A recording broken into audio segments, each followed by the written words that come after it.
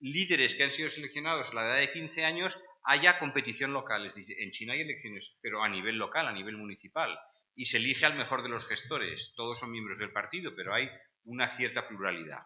Según la tesis de Daniel Bell, esto produce resultados superiores a los de la democracia representativa. ¿Por qué? Porque tenemos a personas que vienen de la sociedad civil, que están enraizadas en su comunidad, a las que se las ha seleccionado por su excelencia en diversas cuestiones y se las ha formado con rigor.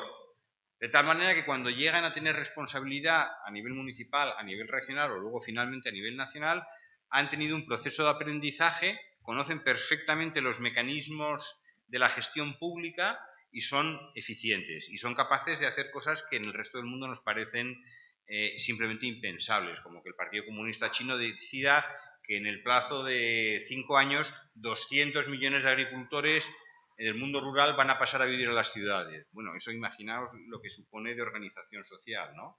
Bueno, pues China es capaz de hacer eso. Y según Daniel Bell, es porque ha inventado un sistema que no es representativo y esa es la clave de su éxito. Entonces, China en algún momento será una especie de faro para otros países, es decir, tendrá suficiente éxito para que en algún momento sea una especie de imán que atraiga a otros países a imitar ese modelo.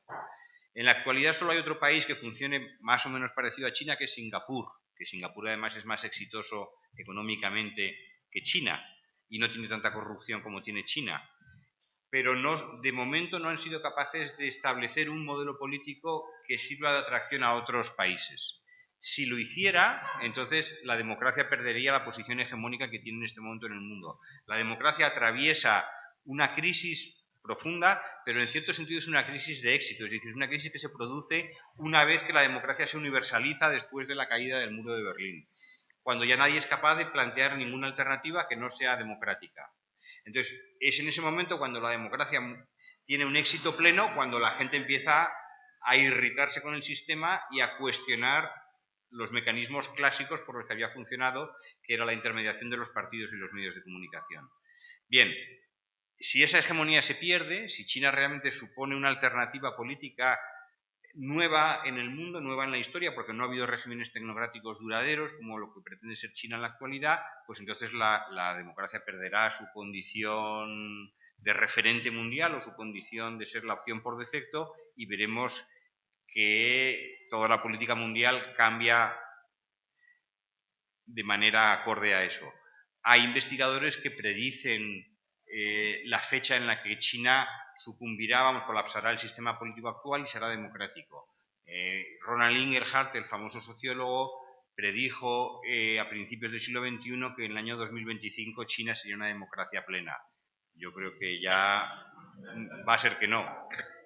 Y hay otros investigadores que están también poniendo año de predicción para que China se vuelva democrática.